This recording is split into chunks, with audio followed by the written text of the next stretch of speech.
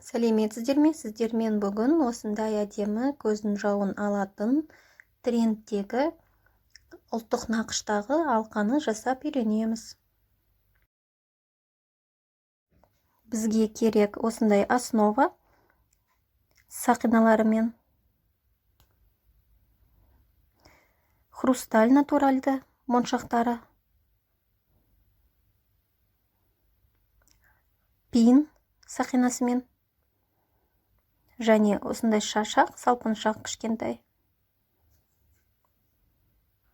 Осының бәрін қосу үшін, бір-біріне біріктіру үшін колечко, сақина кішкентай. Шашағымызды жинаймыз, ол үшін пиннің сақинасын ашып, салпыншағымызды салып, қайта жабамыз.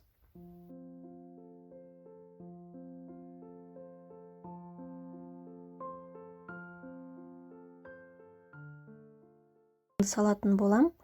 Қызғылт және түссіз, кезекпен кезек 5 қызғылт, 4 түссіз түс болады. Сіздер қалаған өзіңіздің қалауыңызбен кез келген түсті сәйкестендіріп қолдансаңыздар болады.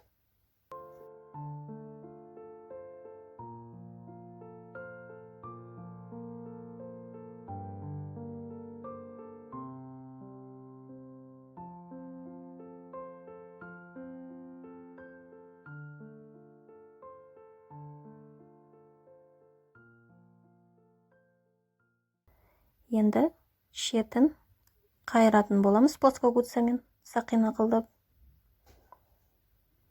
Кішкене орын қалдырып, осы тесікпен основаның сақинасына кигіземіз.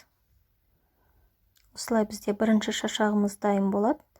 Қалған шашақтарды да дәл осылай жинаймыз.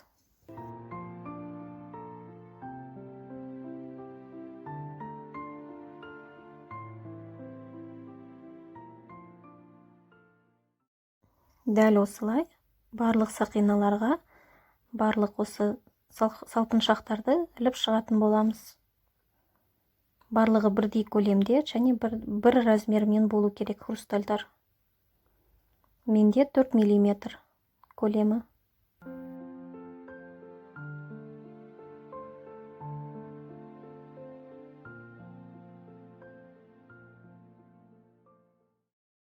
Мінекей барлығын кигізіп болдым. Осылай әдемі шығып жатыр.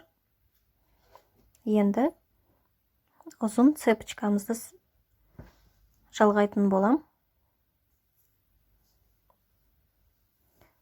Оған менде кішкентай сақиналармен жалғайтын болам, колечкамен. Егер цеп тақыңыз келмесе, оны нит алып, бисерлерді немесе кішкентай көлемді 2 мм хрустальдарды жинап, ұзын қып, соны цеп қып қолдануға болады.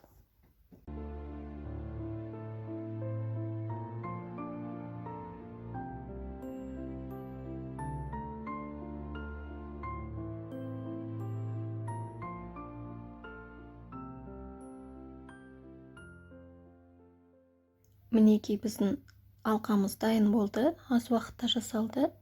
Оңай әрі тез, қайталап көрсеңіздер болады. Сіздерге ұнады деген ойдамын. Пікірлеріңізді және лүпілдеріңізді күтемін.